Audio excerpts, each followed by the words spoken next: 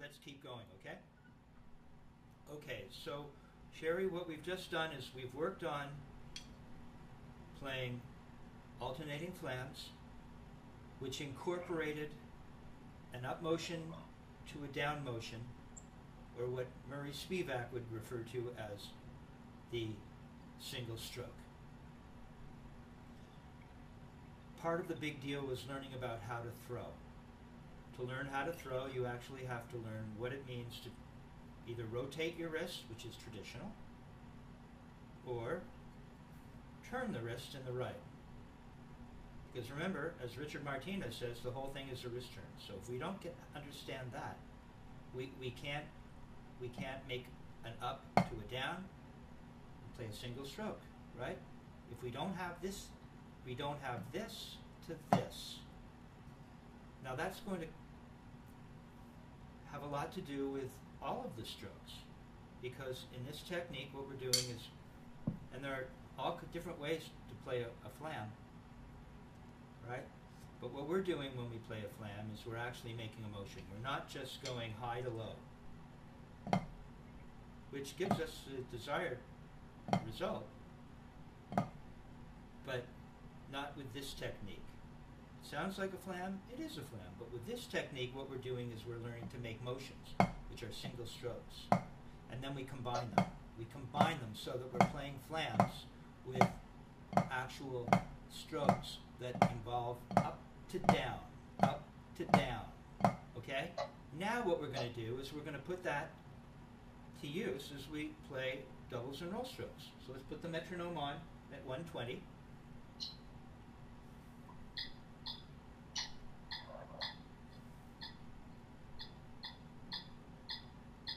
Right?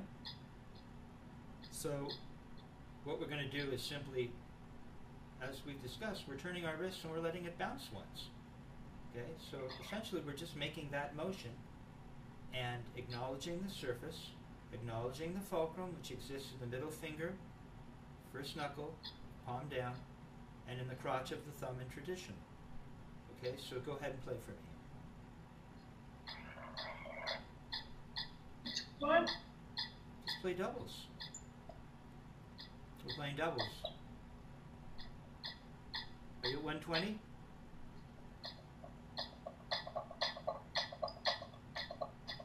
So we have a rotation in the left and a turn in the right.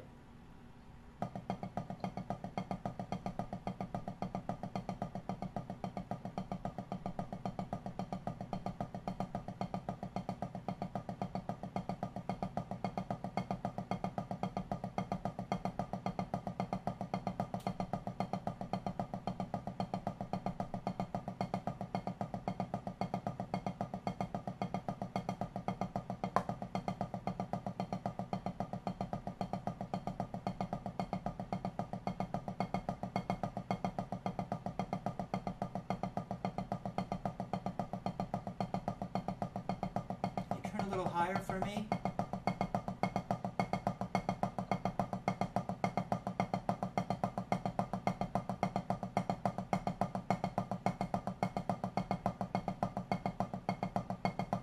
You turn a little higher.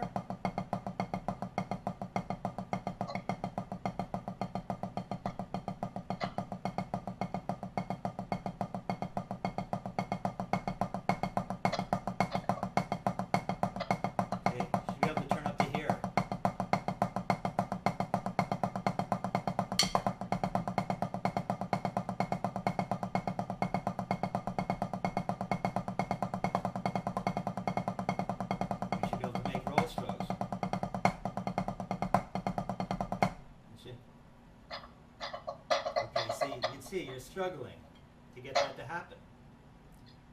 All right. So now, what we've got. Let me hip you to.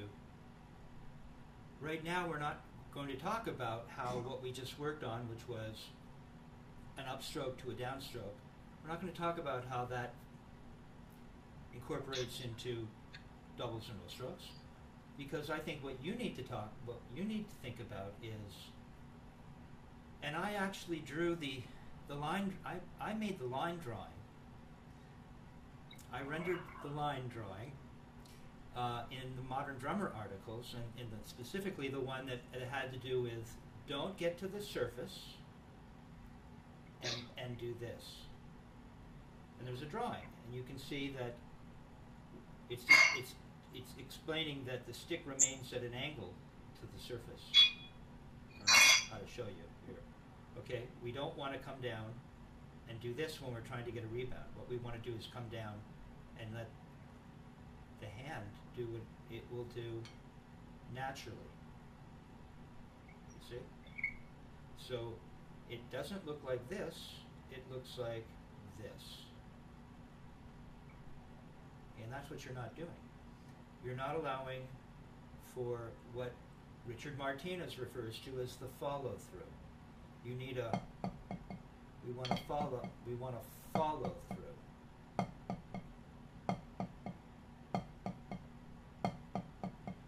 See? And we just want two of those. It's not tight and doing this. Okay, so again, let's turn our wrists and find the tempo before we begin to play. Metronome back on.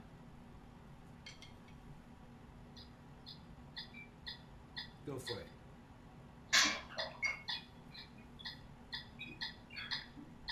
That's right. That's right. What you just did, do that for me again before we play. Well, you're right. You see, it does look like this when you get to the surface in the right. It does want to open up that way. Go ahead and do that. Follow through. Yeah, just keep bending. Keep turning. Don't make a big deal out of it. Don't overdo it. Just get to the surface. There. Okay? And come back. Come back to parallel. No, just come. Again, we're in slow motion. Touching the surface.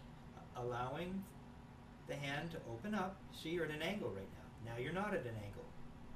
Just like the drawing I described. And then we're going to come back to parallel. And you don't need to yank it up. It can come up nice and for remedial purposes. No, you just want to touch and come up. We don't want to lift the arm up. We don't want to leverage. We're not trying to leverage it up. We're just, it's like going through a knife through butter. It's like a knife through, Sherry, stay with me. Sherry, it's like a knife through butter. No, I want you to slowly touch, copy me, and follow through. There, smoothly, like a knife, like a hot knife through butter. There, lift it up. There, nice and smooth. The left, I made the mistake for years of trying to kind of really try to duplicate that in the left. It's not the way to do it. It won't help. Trust me. What we're thinking about in the left is this wrist turn. Right? We're thinking about the wrist turn.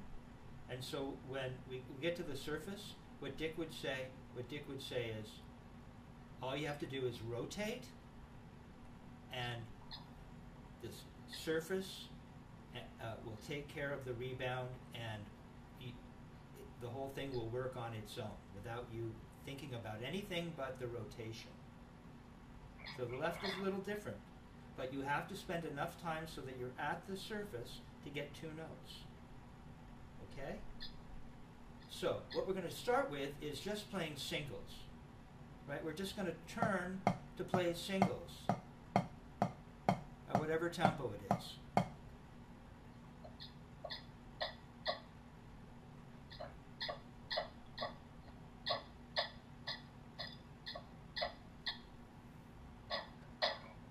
You want to get your right to really come up the same height every time. Every time. See me just lower my right shoulder? I tend to hold it. I made a self-correction. We're just turning once. Watch. It's just one turn. Come on, just do this with me. No, you have to lift it up to here and come on down.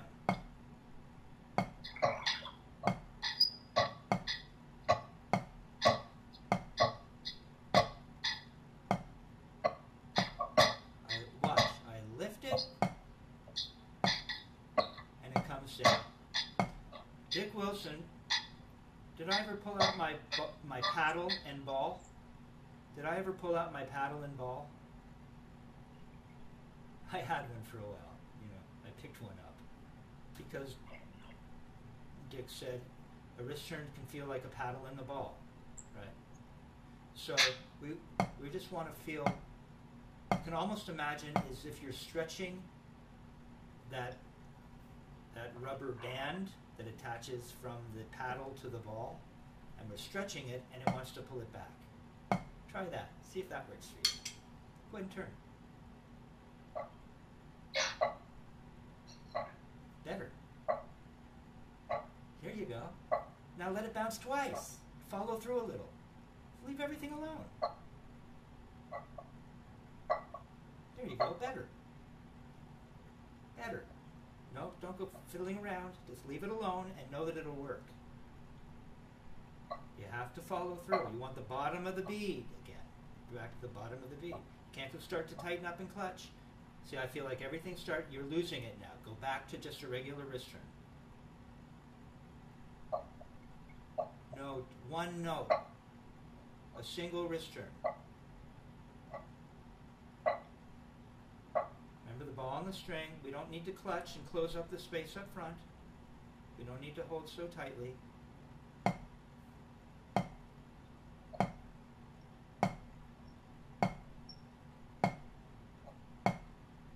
Lift it up.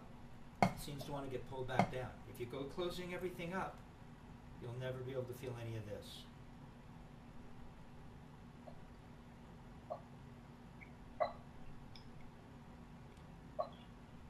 Now just give me this.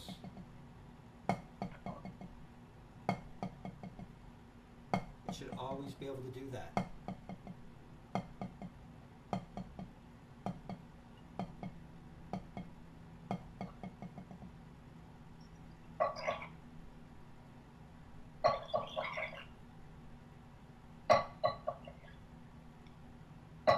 Yeah, but when you're done, I want you to lift it off the surface. For what I'm doing now. Don't change your wrist turn. Suddenly you got all soft. I just want the exact same thing that you were doing, only at the end I want you to lift it off the surface. Why did it change? I thought we're going from this.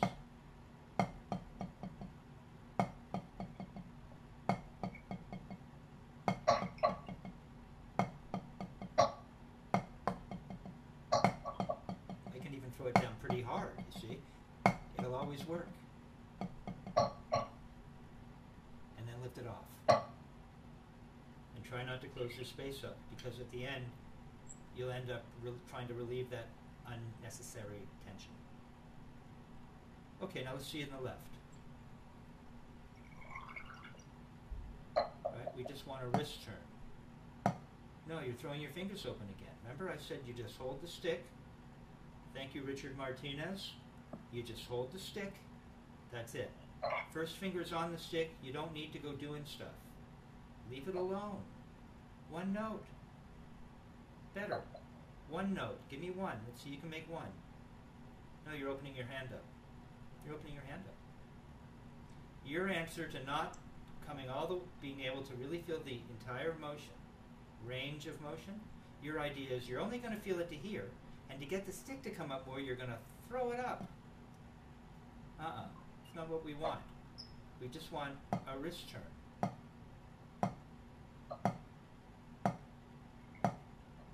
Just to here.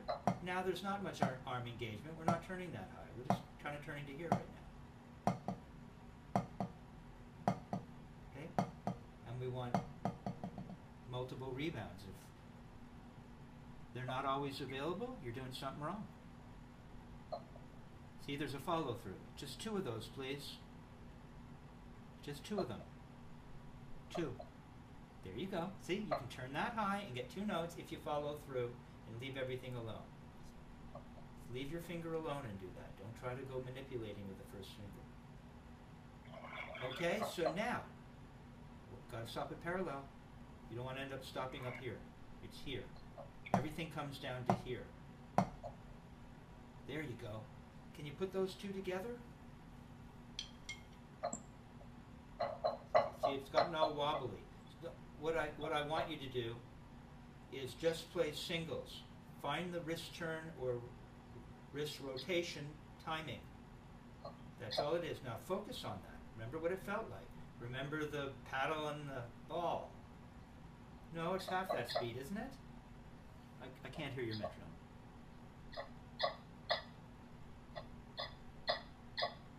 Remember how high you turn the right every time. And you stretched the string up and it pulled it back. You have to stretch it up and it'll just pull it back. You always stop at the floor, left and right. First finger stays on the stick.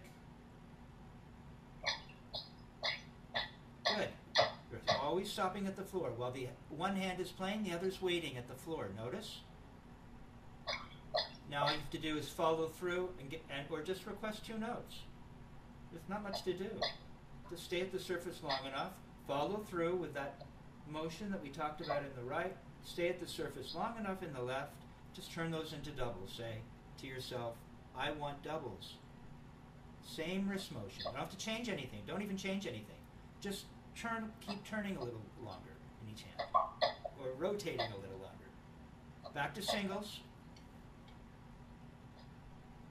Back to singles.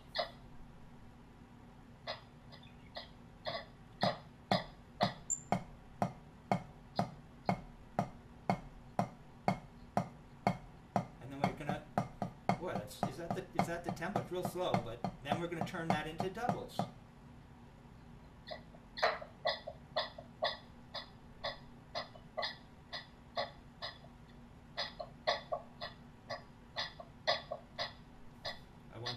Rotate in the left.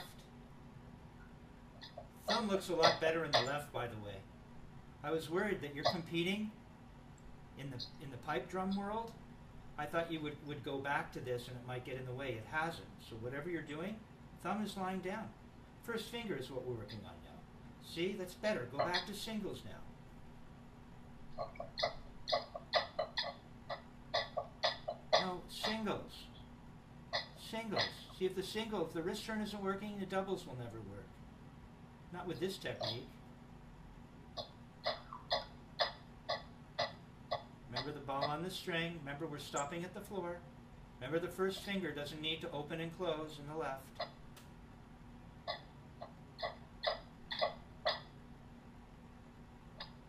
There you go. And all you're going to do is leave your hands alone. Don't change them. See, that was a mistake I used to make. They're supposed to be more open. They're supposed to be some... No. Just ask for 2 notes. Just keep turning the same way. There's a little follow through. There you go. See, just more about maintaining the feeling of the wrist turn. And not throwing your fingers open because you weren't during singles. Why would you for doubles? It's just a wrist turn.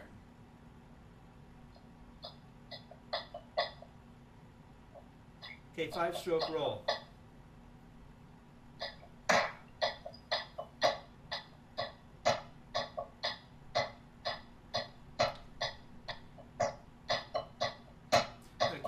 Give me a 7-stroke roll.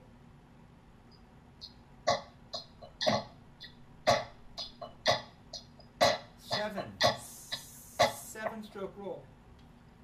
1, 2, 3, 4.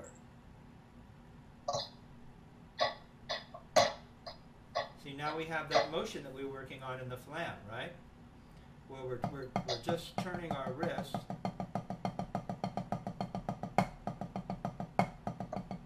And we get the up to down. Bottom of the bead.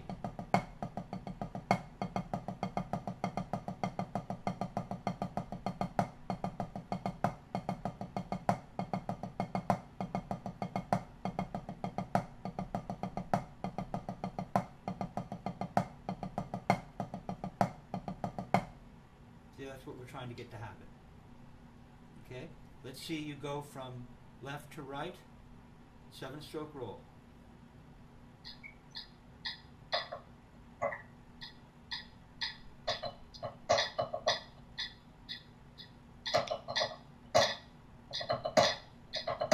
No, play doubles, get the timing, you've changed the tempo. Just play the singles. See, sometimes it's easier to go faster at certain ranges. Let your arm hang and let me see that turn.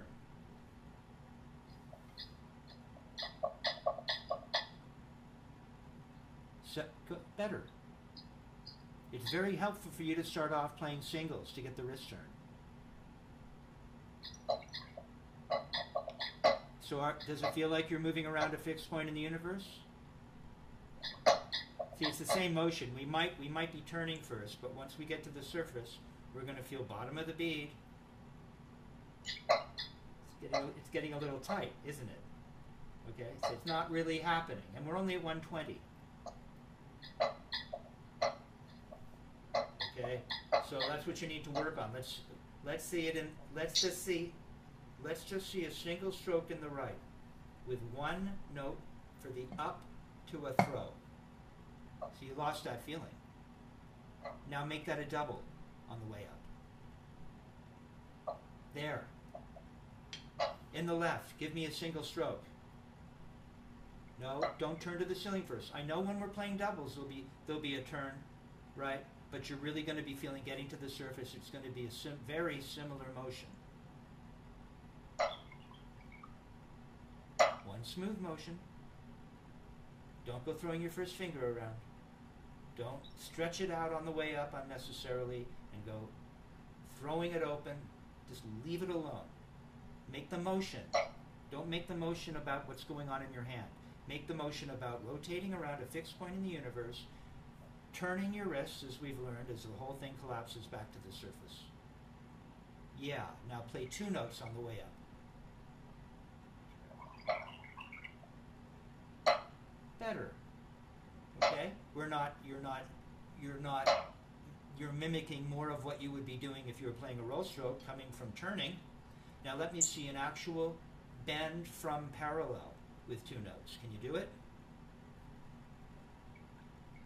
You have to follow it up right away, and you have to start it parallel. No, you don't get to turn to the ceiling first. We just want to feel from here to here, here to here, here to here, here to here, and then here. Better. Don't throw your first finger around. It's more about the motion. Start it parallel and cheat. Start it parallel, land at the floor. There's the floor. There. Now you could play a 7-stroke roll and it would feel smooth. Okay, you got the idea though, right? You see how we're building on these very basic principles. And so although the whole thing, as Marie Spivack says, is more simple than you would think, what happens is we need to get into the minutiae when it comes to the subtleties of honest to goodness.